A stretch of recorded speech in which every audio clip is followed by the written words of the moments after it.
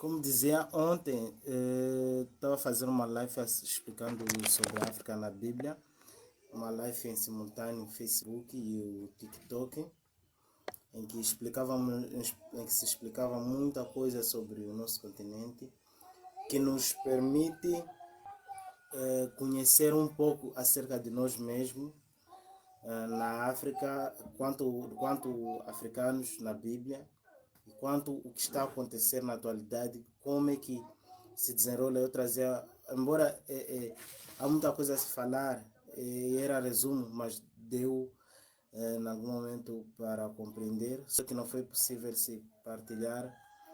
Acho que houve algum problema aqui no Facebook, pelo qual não permitiu a partilha da live feita. Então, decidi trazer, mas de forma muito mais resumida, para termos algumas ideias disto antes de entrarmos de fato no assunto bíblico. Então, a primeira pergunta que foi se respondida aqui, né? Isso é um resultado de algumas reflexões. Por que será que isto, e a ideia é ser verdadeiro e falar para poder se compreender o que está a ocorrer. Então, a primeira pergunta aqui que se foi respondida é por que será que em todas as áreas, quase todas, o africano, o afrodescendente, o indivíduo de pele preta é colocado como inferior? Isso vê-se em várias vertentes, não é? Por exemplo, no catolicismo, para quem cresceu nesta área aí, temos o hábito de, já vimos, né? Tem vários santos de pele branca e quer dizer, a, a, a, a, a parte, em algum momento você se questiona, será que durante todo esse tempo não existia nenhum africano bom, todos são negativos? Da mesma forma, eu dei vários exemplos, como eu estou a dizer aqui, estou a tentar resumir as coisas, porque é muita coisa. Quem acompanhou mais no TikTok tem um pouco mais dessas noções, mas mesmo assim aqui a ideia é trazer algum resumo disto. Então, e falamos também da questão do sistema que nos levou a chegarmos nessa situação e deu-se exemplos, não é? Deu-se exemplos do porquê que a África está como está, né? O nosso continente está como está. O segundo ponto que se falou foi a genética africana, as vantagens, não é? Falou-se da teoria da dimensão do mapa africano, deu-se exemplos de histórias ou de conflitos africanos que foram resultado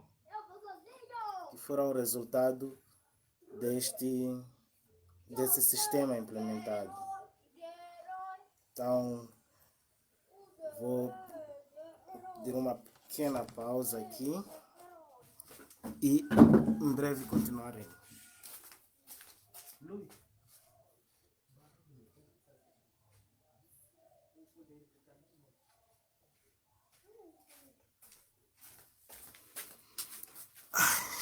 De volta. Então, de volta vou tentar fazer esse resumo aqui. E depois vamos dar continuidade. Então, é mais ou menos isto. Falou-se também da questão da religião, não é? Espiritualidade africana, identidade africana. Como eu quero fazer um resumo, eu vou trazer, acho que esse ponto, por exemplo, da questão sistemática importante, não é? Para entendermos o que está a ocorrer no nosso continente atualmente. Então, quero lembrar aqui sobre algo que talvez já tínhamos esquecido. A primeira conferência que ocorreu Conferência de Bruxelas, em 1876, em que se discutiu a abolição do tráfico de escravos e a exploração econômica do continente africano. Eu aqui tinha referenciado que eu tinha dito até que o que tínhamos que sublinhar, exploração econômica do continente africano. Este é que era o objetivo principal, era a exploração econômica do continente africano. Embora também tenha sido um prelúdio para a partilha da África. Esta conferência foi organizada por Rei Leopoldo II da Bélgica, que mais tarde, em outras histórias, como eles colonizaram alguns países, mais tarde nós vamos entender a influência belga e mais ou menos assim. Então, esta conferência foi organizada pelo Rei Leopoldo II da Bélgica. O objetivo oficial era combater o tráfico de escravos e promover o progresso da África Central. No entanto, muitos historiadores a veem como forma de legitimar a exploração europeia e abrir caminho para o domínio do continente por potências estrangeiras. Eu partilho do mesmo pensamento. Claro que nunca houve essas boas intenções, de fato, essa é a verdade. A ideia era explorar economicamente, e isso aqui era uma ideia mais, posso dizer, era mais centrado mais na Europa, porque também ao longo do globo terrestre existiam outras potências, a China, que tinha seus longos anos de história, Rússia, enfim, mas esses não foram incluídos. A ideia era mesmo essa, a Europa tinha essa ideia de explorar o continente africano. Então, o principal objetivo aqui da primeira conferência, como eu estou a fazer o resumo, era mesmo a ideia principal aqui, no meu compreender, a ideia era compactar os conhecimentos que se tinham acerca deste continente, que é o continente africano, para a posterior divisão e exploração. Nesta primeira conferência, a ideia era compactar. Mas por que compactar? Anteriormente, cada um, depois de alguns navegadores, os portugueses, passarem pela África, essas informações serem expandidas pela Europa, algumas potências, quando se introduziram no continente africano, aquilo era uma exploração desorganizada. Isso iria criar uma confusão, um conflito entre essas mesmas potências europeias mais tarde. Então, para que não existisse depois um conflito interno entre essas potências, depois entrasse outras potências que não são europeias por questões ou por território que não lhes pertence, houve essa necessidade. O rei Leopoldo II teve essa necessidade de unir esses países europeus para poderem compactar esses conhecimentos, não é? E esse era o primeiro objetivo. E depois, neste, é claro, por isso que essa fachada, e essa ideia de que era para a abolição de escravos, promover o progresso da África, era só uma fachada só, não é? Mas por dentro, a conferência, o objetivo era outro. Lá estavam especialistas de diversas áreas, historiadores, conhecedores da geografia, religiosos e muito mais. Então, foi lá mesmo nessa conferência de Bruxelas que se desenhou a ideia de se ter uma próxima conferência, que seria a Conferência de Berlim. Então, anos mais tarde, em 1884 a 85, surge esse encontro da Conferência de Berlim, né, com o objetivo de definir regras para a partilha e ocupação do continente africano entre as potências europeias. Resultado deste encontro, estabeleceu-se fronteiras arbitrárias, né, e que influenciou diretamente o cenário político, econômico da África. Um evento, claro, os dois eventos, sem a participação, é necessário ressaltar, não houve a participação de líder africano nem nada. Mais à frente eu vou tentar trazer isso, que a África não é bem o que se diz que eles descobriram a África, não sei o quê. Não encontraram o povo sem civilização. Não é bem assim. Vamos ver mais à frente que existiam sim várias organizações, vários impérios muito bem organizados. Isto tudo foi uma inversão e troca de sistemas. Então, mais ou menos isso. Só que, e também falar dos participantes desta conferência de Berlim, foram potências europeias, Estados Unidos e o Império Otomano. Mas, nesta implementação deste sistema, surgiram ao longo do tempo alguns problemas, pelo qual fez com que esse sistema naturalmente tivesse que ser trocado. Nós, na realidade, estamos num outro sistema. Eu vou trazer esses pontos para dar a entender isto aqui. Quais são os problemas que surgiram nesse sistema aqui? Okay? O primeiro, houve a necessidade, em algum momento, houve a necessidade claro, houve a doutrinação por meio da religião, mas deixa eu explicar que, embora esse foi um objetivo trazido para doutrinar e evitar possíveis rebeldias, enfim, usando a religião, por outro lado, ou biblicamente, também o cumprimento da profecia bíblica que se diz em outra parte que este evangelho vai chegar a todo mundo, a todos os confins.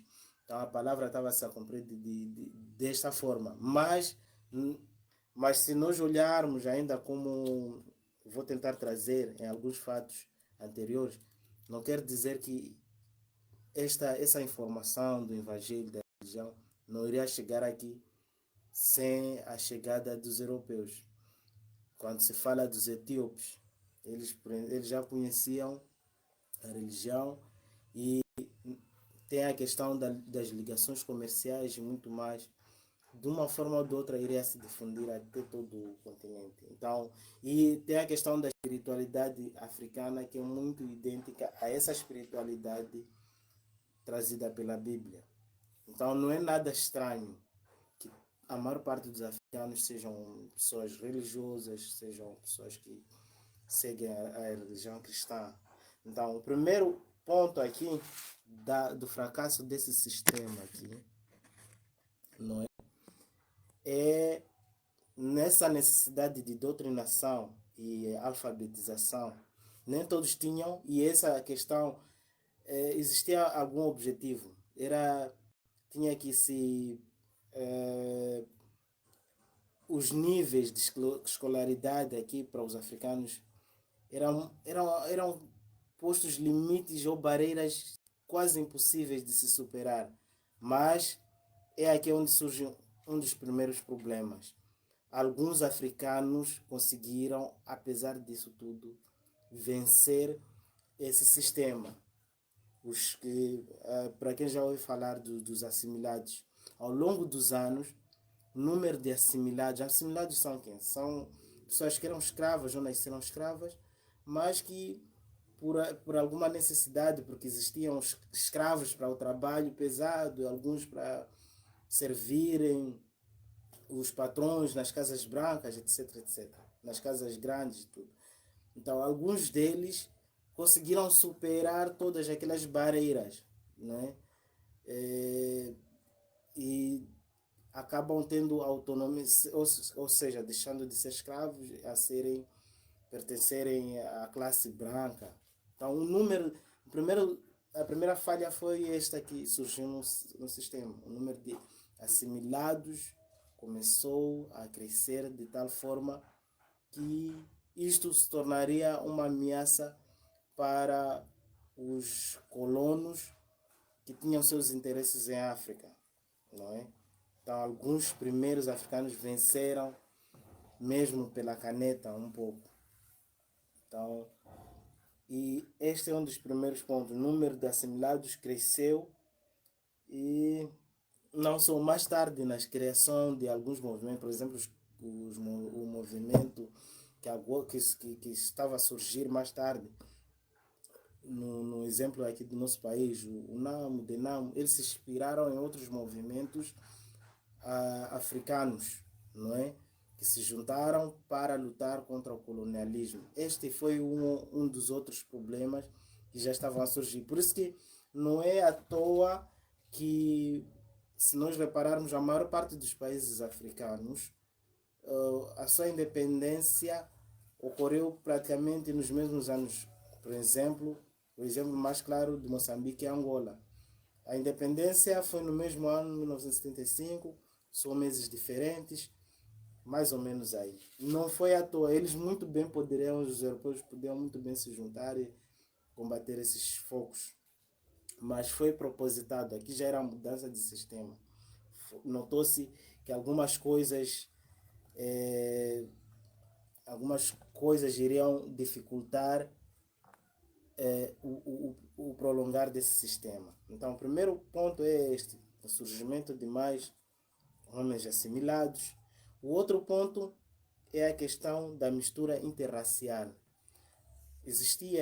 Mais tarde acabou existindo essa mistura interracial de alguma forma.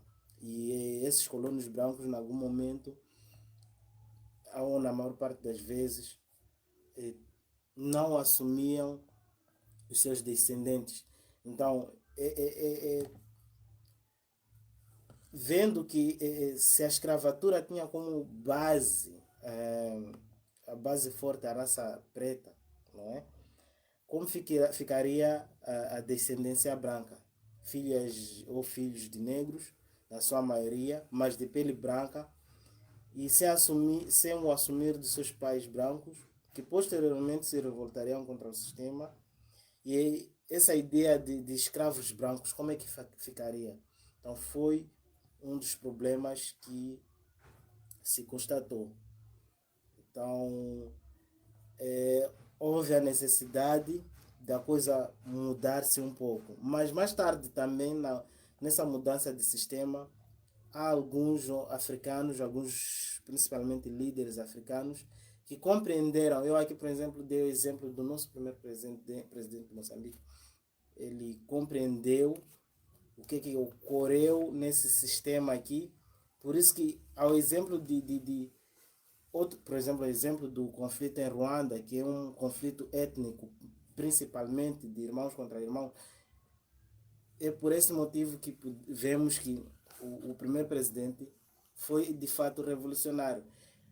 Enquanto em outros sítios e muitos outros países aqui, como eu tinha dado exemplo ontem, só que infelizmente a live não foi gravada, é a questão de conflitos étnicos, não é? Em que os irmãos do mesmo país lutam contra outro. E isso não existia antes desta colonização europeia, influência europeia, não é? Então, aqui, pelo menos o primeiro presidente trouxe a ideia da unidade nacional, que é uma coisa boa, fortalece o país. Não há, é uma ideia que não permite essas divergências, né? Ele, em seu discurso, falava que não existe agora Machangana, Machuabo, Macua, existe moçambicano. Então, era só para dar alguns exemplos. Isto é uma forma de revolução. Então, é por aí que nós podemos ver que ele, de fato, foi um revolucionário. Falamos da questão da melanina. Muitos de nós, por causa da ideia imposta, achamos que o bonito é branco, mas e temos a ideia só que alguns também que dizem que existe alguma maldição africana, não sei o que é. Aqui é muito, embora já não vou trazer tantos detalhes, mas deu para notarmos, para quem já assistiu em TikTok, porque estava ao mesmo tempo a falar disso ao mesmo tempo ao TikTok, quem acompanhou viu, deu-se esses detalhes que, na verdade, naturalmente o africano é um povo muito rico, abençoado, não é? E o exemplo de lembrar aqui da questão da melanina, nós falamos aqui o que é melanina, não é?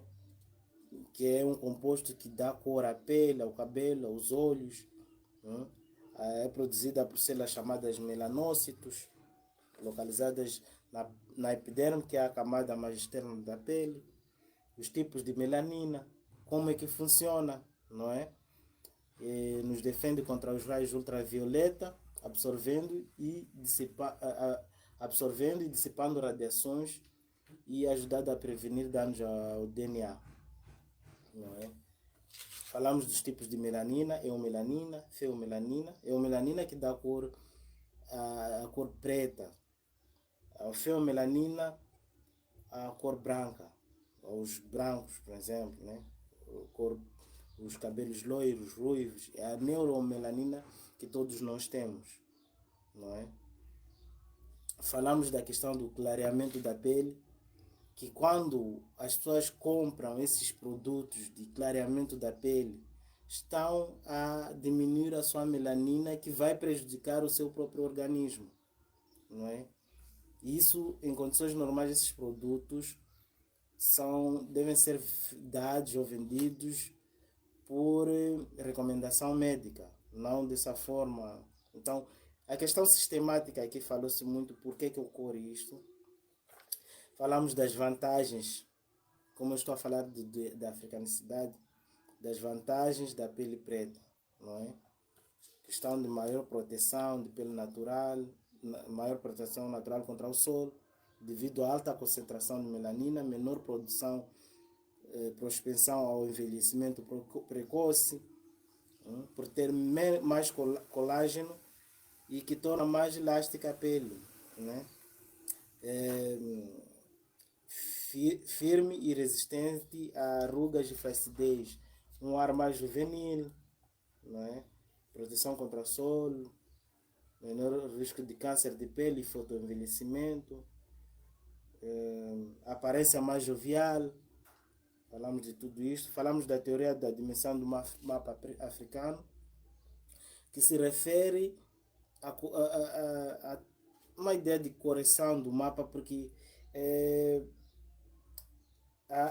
a dimensão refere-se, porque a projeção que é usada atualmente mostra não muito a realidade do que é o verdadeiro mapa africano. Mostra como se o continente africano fosse menor, mas na verdade ele é muito maior do que parece ser, não é? Então, falamos de algumas coisas, mas quero também, e falamos das questões sobre a prática africana serem diabólicas. É preciso separar aquilo que é espiritualidade positiva da negativa. Quando falo de negativa, eu estou a falar da ideia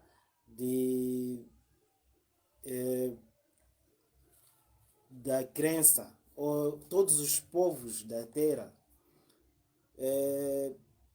sempre tiveram a necessidade de ter explicações para certas questões, e cada um teve a sua resposta de alguma forma. Então, os africanos, a resposta, ou o que estava mais próximo a eles, era acreditar na existência de espíritos, não é? Isso é que explicava para eles muita coisa. Então é aqui que nós podemos dizer que isso é, de alguma forma, a espiritualidade negativa, não é? Porque aqui sempre acreditou-se no contato com os espíritos, cujos esses espíritos trazem prisões, escravidão, cultuação, entrando-se em ciclos de exigências intermináveis. Mas também tem a positiva, não é? Que é a questão da área da cura, conhecimento de diversas plantas, procura de diversas doenças, ensinamentos decentes para vidas ligados ao casamento, papel do marido, esposa dentro da casa, educação das crianças, como conviver em comunidade, por exemplo, aprendendo com os mais velhos, idosos, experiências da vida, enfim. Mas também tem uma questão que não posso deixar de lado, que é sobre algumas expressões que também no dia a dia nós usamos por não termos conhecimento e não são muito benéficas, na verdade, para nós. Eu vou tentar explicar. Espero que dê para se compreender. Para se compreender. A expressão negro e a expressão preto. Vamos entender isto. Negro. O que significa negro? Negro significa identidade política e cultural que representa a união de pessoas pretas e pardas para combater o racismo. Vamos sublinhar aqui para combater o racismo. Uso, considerado um termo que carrega um significado histórico de luta e resistência. Vamos sublinhar significado histórico de luta e resistência. Agora vamos para a expressão preto. Significa ou refere-se à cor de pele, como em censo de classificação, como em classificação de censo. Uso descritivo e ligado à cor física. Resumindo, aqui vamos sublinhar no preto, vamos sublinhar cor e cor física como uso. Resumindo, o preto simplesmente é uma cor. Já o negro vai além da cor. Ele resulta de conjunto de coisas negativas que dão a cor preta, logo a diferença entre dizer preto e dizer negro. Por exemplo, quando falamos águas negras, é o resultado de quantidades elevadas de sujidade, acabando por dar a cor preta à água. Assim também acontece com o resto das coisas. Então, as palavras têm poder, mesmo você sabendo ou não o significado dessas coisas. Vamos mudar um pouco os termos para podermos compreender isto. Branco, cor. Poderíamos dizer clareado, né? Remete a tornar claro. Ou seja, adição de algo para clarear. Em algum momento podemos ter a sensação de que pessoas de pele branca ou clara são mais sortudas e privilegiadas. Mas, biblicamente, há uma explicação lógica. As palavras têm poder, ou seja, cada palavra é uma criação. O que acontece na nossa realidade ou sociedade, por influência colonial, inverteu-se o sentido das palavras. O preto passou a ser visto como algo pejorativo e dito intencionalmente como ofensivo, e o negro como termo normal. Conclusão. Em termos de raça, o correto seria nos referirmos ou sermos referidos pelo termo preto, sabendo que é uma cor, não com intenções maléficas ou pejorativas. Digo, nós africanos de pele preta ou afrodescendentes de pele preta. Logo, nota-se que dizer eu sou preto sem intenções maléficas é uma frase mais suave, leve, do que dizer sou negro, tem um tom mais agudo. E sabendo ou não o significado desses termos não muda a realidade. É como se tratassem de leis invioláveis. Então, negro é o resultado de coisas negativas. Por isso dei esse exemplo de águas negras. Então, é mais ou menos isso. Então, falamos aqui de histórias africanas que foram que em algum momento foi o resultado de algum sistema, né? Algumas confusões que ocorrem no continente africano. Foi influenciado sim por coisas que se decidiram no passado. Mas eu quero também lembrar aqui sobre antes da colonização europeia. Quero lembrar aqui antes da colonização europeia que sobre os reinos africanos. O que foram esses reinos africanos? Foram civilizações antigas e super sofisticadas que floresceram antes da colonização europeia, como os impérios de Ghana, Mali e Xangai, que controlavam o comércio transariano de ouro e sal. Outros reinos importantes incluem o Antigo Egito e Kush, na África Oriental, o Grande Zimbábue e Monomotapa, na África Austral, e os reinos de Yoruba, Aksum e Congo em diferentes regiões. Então, encontramos impérios da África Ocidental.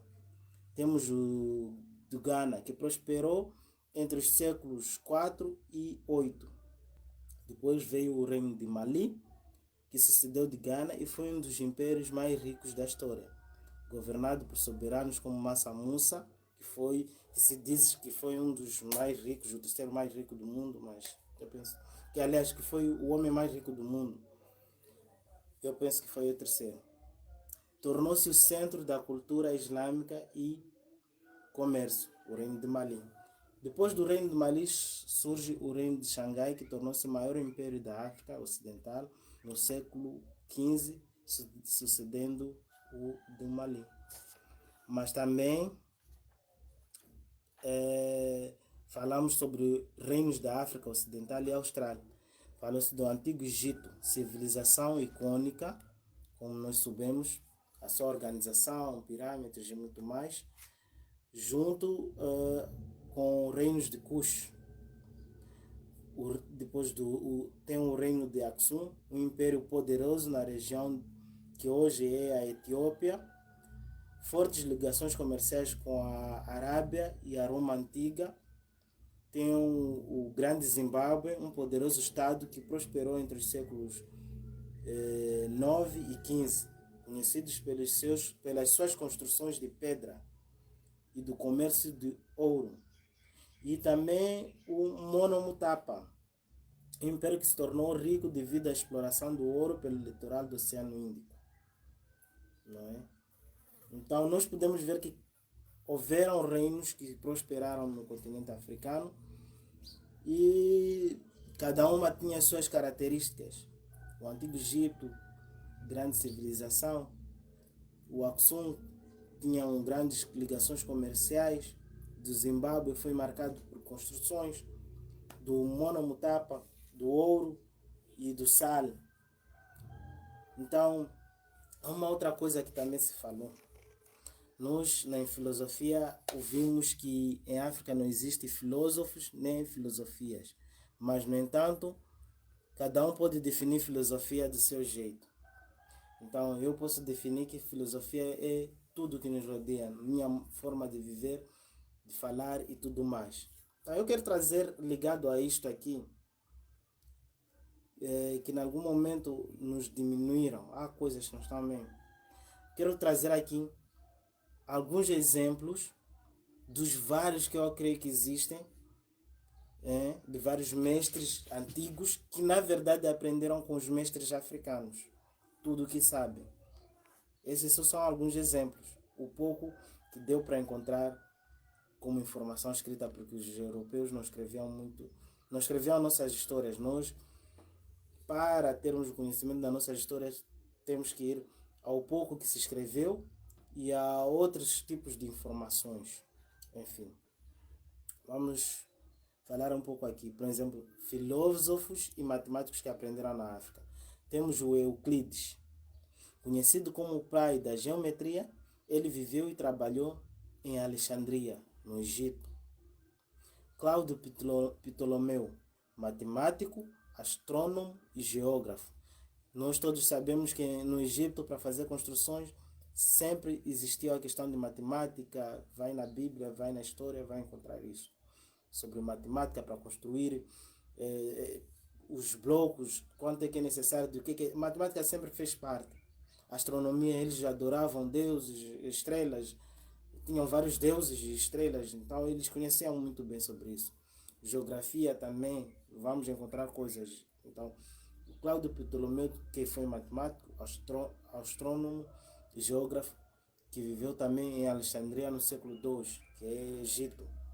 Temos o Pitágoras, embora tenha nascido em Samos, na Grécia, é associado a atividades em Egito e outros lugares, sendo conhecido por seu famoso teorema, o Teorema de Pitágoras, matemática. Arquímedes, embora tenha nascido em Siracusa, na Cilícia, também trabalhou em Alexandria. E ainda existem, tudo isto referiu-se a Egito, que é a África, norte da África, mas também há registros que existiram matemáticos na África Central, que datam de mais de 35 mil anos, indicando uma presença matemática na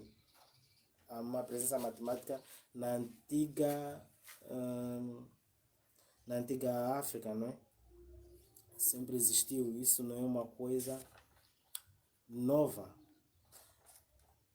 Demos exemplo de alguns conflitos, não é? Falamos de alguns países: Nigéria, Mali, Etiópia, Burkina Faso, República Centro-Africana, Somália, Libéria, Sierra Leoa, Chad, Sudão e Ruanda com Congo. Esses conflitos estão a ocorrer. Falou-se de tudo isto e falamos da guerra que está ocorrendo na Nigéria, Mali, mas eu vou repetir esta aqui de Ruanda, de forma breve. Falar do conflito de Ruanda não se pode esquecer do genocídio ocorrido em 1994. O conflito gira em torno de tensões históricas entre dois principais grupos étnicos, os Hutus e os Tutsi. Causas históricas e colonialismo. Interferência belga. A Bélgica, potência colonial, institucionalizou esta divisão, fornecendo a minoria Tutsi, aliás, para governar o país. Isso gerou um profundo ressentimento na maioria Hutu. Então, depois houve a inversão de poder. Após a independência em 1962, a maioria Hutu ascendeu ao poder e os Tutsis, que haviam sido fornecidos, passaram a ser oprimidos e perseguidos, levando a muitos a se refugiarem em países vizinhos. Em 1988, os refugiados Tutsi formam a Frente Patriótica Ruandesa, um grupo rebelde iniciaram uma guerra civil que durou de 1990 a 1993 para reivindicar o seu direito ao retorno. Então, o governo Hutu radicalizou-se, utilizando a mídia, principalmente a rádio, para difundir propaganda de ódio contra os Tutsi, que chamavam de invasores e baratas. Mais tarde surgem acordos de Arusha, em 1993, um acordo de paz que foi assinado prevendo um acordo de partilha de poder, mas que não foi totalmente implementado. E surge esse genocídio que marcou a história do Ruanda de abril a julho de 1994. Imediatamente após a queda do avião presidencial, as milícias Hutus, até civis, os Hutus era a tribo maioritária no país. Os Tutsi eram uns minoritários que no início foram dados poder pelos belgas. Os belgas fizeram isso propositadamente. Sabiam, porque a Bélgica colonizou Ruanda e também o país República Democrática do Congo, que quanto a riquezas no subsolo é grande, então a ideia era continuar a explorar aquilo, mas nesse novo sistema de uma outra forma, né? Então, em 1994, de abril a julho, surge esse massacre. Os Hutus, que eram a maioria, incitados pelo governo, pela rádio, iniciaram um massacre em massa. Então, em apenas neste período de abril a julho, em 100 dias, estima-se que 800 mil a 1 milhão de pessoas foram assassinadas. A grande maioria das vítimas eram Tutsi, mas também Hutus moderados que se opunham ao genocídio. Então, ocorreu um grande genocídio. 800 mil pessoas a 1 milhão. É muita gente que perdeu a vida nesse genocídio. Pessoas civis e não só tirando a vida dos outros irmãos por causa disso. Então é aqui que eu queria falar mesmo deste conflito ruandês, que mostra o desenvolvimento do que foi planejado naquelas conferências. O pôr irmãos contra irmãos e tudo mais. Então, vamos ver o que ocorreu nessa situação, o que a mídia internacional fez. A comunidade internacional, incluindo a ONU, foi amplamente criticada pela sua inação. Ou seja, não agiram diante desse grande assunto e não houve, como sempre, os assuntos africanos não são divulgados, não se tem demonstrado importância para o mundo. Então, do mesmo jeito ocorreu, a mídia e a ONU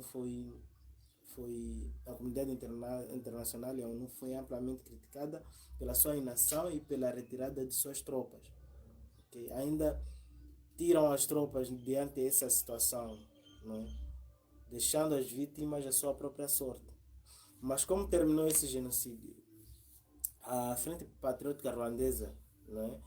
O genocídio só terminou quando a Frente Patriótica Ruandesa, liderada por Paul Kagame, conseguiu derrotar o exército Hutu e tomou o controle da capital Kigali em julho de 1994. Isso forçou o governo Hutu e milhões de refugiados, incluindo milícias responsáveis pelo genocídio, a se refugiarem para Zaire, a atual República Democrática do Congo. Então, é mais ou menos isso.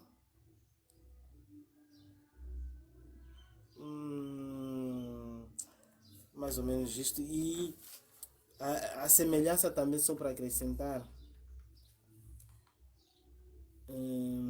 a semelhança disto tem a questão das línguas maternas, né? A semelhança da questão da pele, não sei o quê. Tem a questão das línguas maternas. Da mesma forma, né, chamaram as nossas línguas de dialetos, que nada mais é que a variação da mesma língua.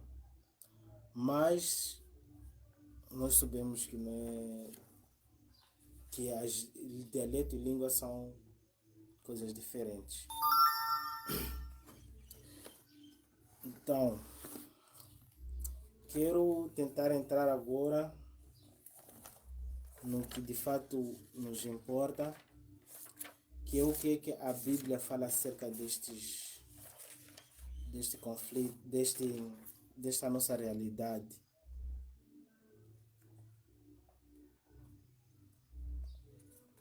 O que a Bíblia fala acerca da nossa realidade como africanos.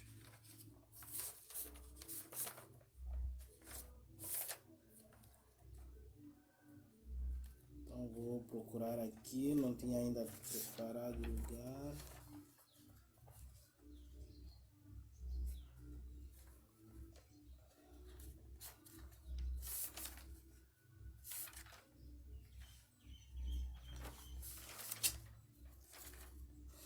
Então vamos abrir primeiro no Gênesis.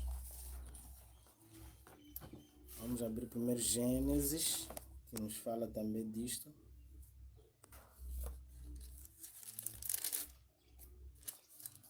Gênesis capítulo 1.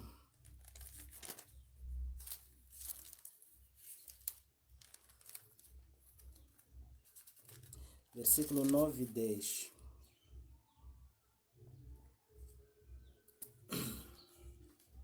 Mas antes de iniciarmos no Gênesis, queria também referenciar uma figura muito importante. E acho que isso pode ser polêmica, que é Jesus Cristo. Sempre foi representado com a pele branca. Mas se eu disser que ele de fato, a Bíblia apresenta que ele não era branco e já pisou na África, talvez é uma coisa que não seja fácil para muitos assimilarem isso, mas é verdade. Então era isso. Então aí está. Muitas das coisas que nos apresentaram não são verdades quando nós olharmos com mais detalhes.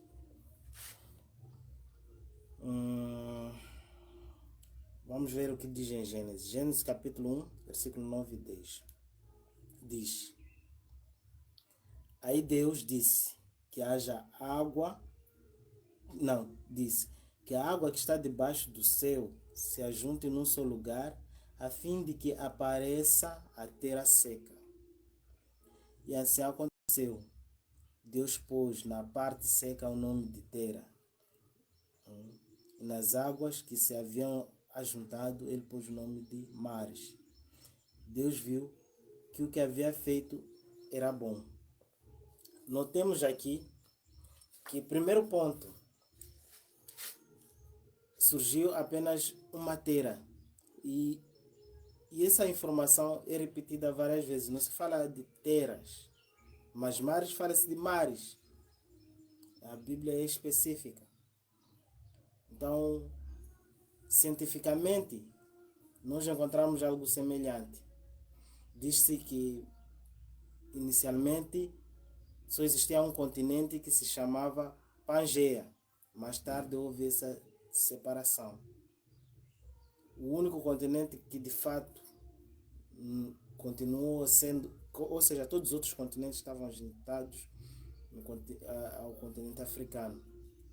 Então houve essas divisões tectônicas e foram se separando. Mas o continente mãe é o continente africano.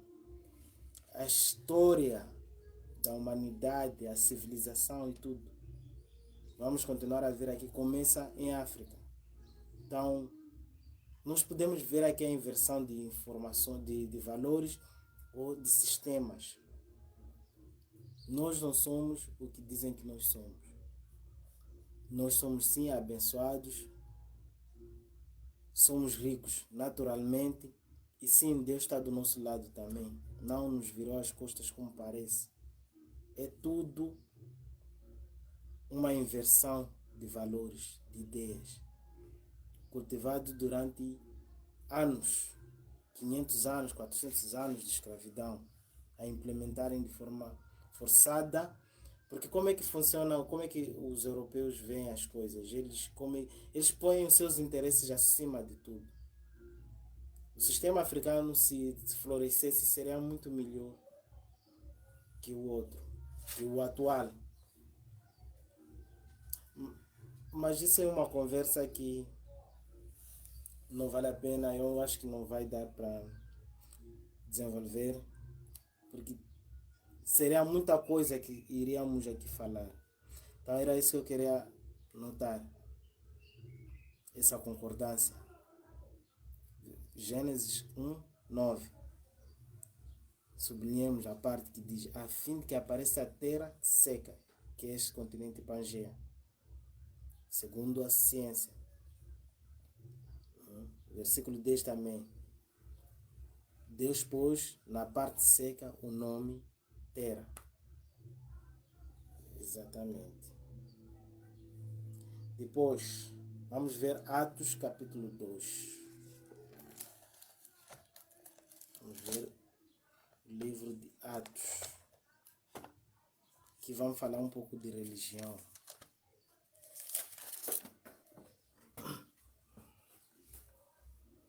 E, enquanto isso, vou aproveitar e fazer publicidade dos meus logotipos. Quem gostar, pode contactar para chapéus, camisetes, muito mais. Este é um logotipo. E tenho este outro. Muito obrigado. Agora, vamos ver Atos. Livro de Atos.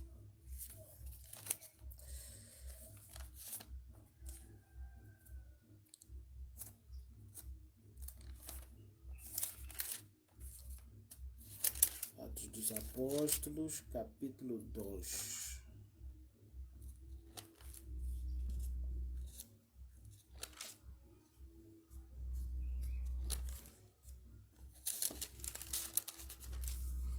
capítulo 2, versículo 10, diz: da Frígia, da Pafília, do Egito e das regiões da Líbia que ficavam perto de Cirene.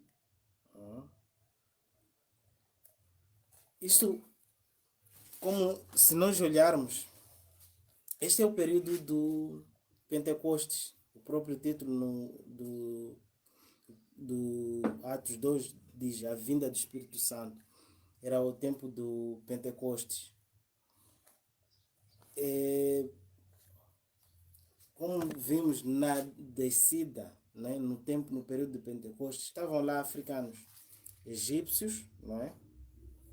Egípcios, Líbia e parece regiões e os que ficavam perto da Cirene. Cirene parece que, ainda não tenho certeza, mas parece que ficava na África.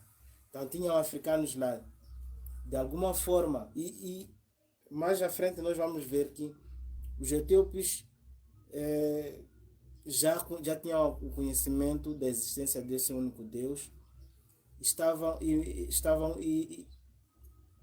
para levar essa verdade para o seu reino. Tanto é que mais tarde e atualmente os etíopes são cristãos na sua maioria. Não é à toa. Eles tiveram esse conhecimento.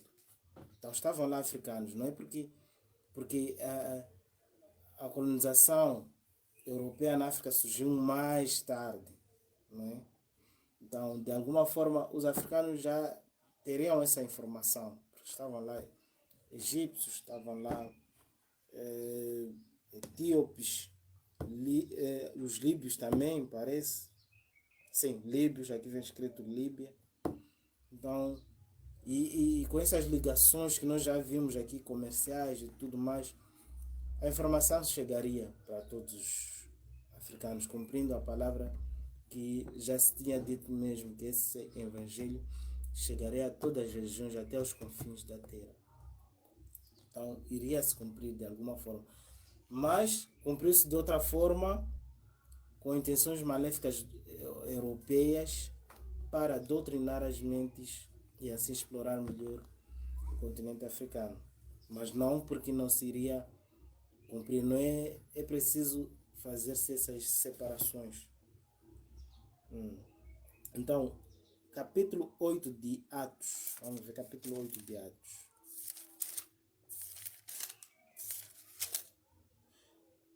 Versículo 27. Diz: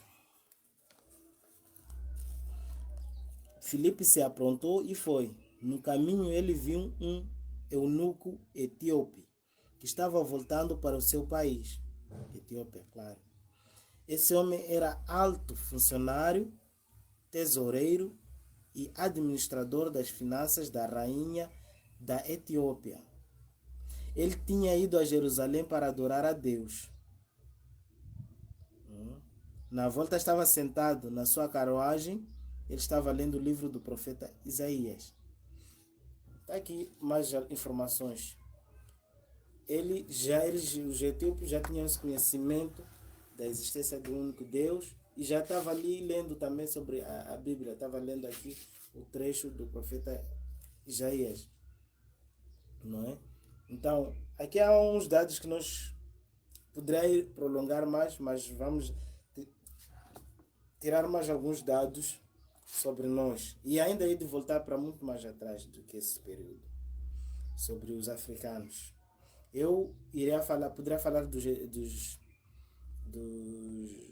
egípcios, mas sobre o Egito existe muita informação, cada um pode procurar sozinho. E tanto na Bíblia, tanto na história, existe muita informação sobre o Egito. Então, sobre outras culturas africanas, isso é que não existe muito, por isso que eu estou a trazer. Então, nós podemos aqui sublinhar sobre esse etíope. Era um alto funcionário, ou alto oficial em algumas versões, administrador dos tesouros da rainha Candace. Então, quer dizer, isso demonstra que os africanos já tinham alguma organização. Não vou falar de outros, não vou falar de outros reinados. Vamos falar especificamente, por exemplo, da Etiópia. Demonstra que os africanos já tinham grande organização. Se ele era um alto funcionário, existiam o alto oficial, existiam outros oficiais, não é? Neste reino. E tinha alguém, não é isso que dizem que nós nos encontraram como selvagens ou coisa assim. Não é nada disso. Aqui vê-se uma organização muito bem feita.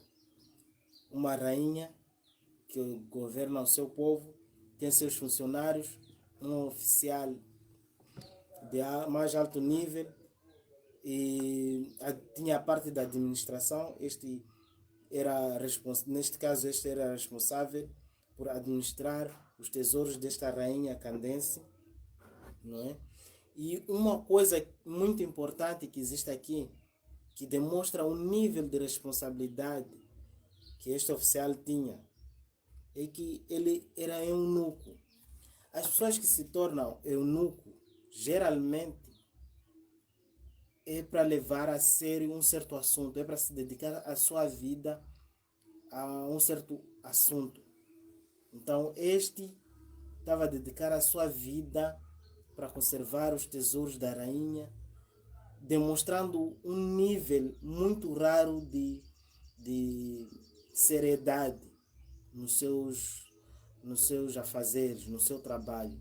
Ou seja, não se mistura com... Um eunuco é alguém que não se mistura com mulheres. Sua vida está somente dedicada a um só assunto, não é? Porque quando você já vai casar, você tem outras responsabilidades, tem que cuidar da família, tem que cuidar de tudo isso. Mas quando você decide deixar esse lado do casamento de lado, não quer se envolver com essas coisas, você fica inteiramente ligado para aquele trabalho que você decidiu seguir.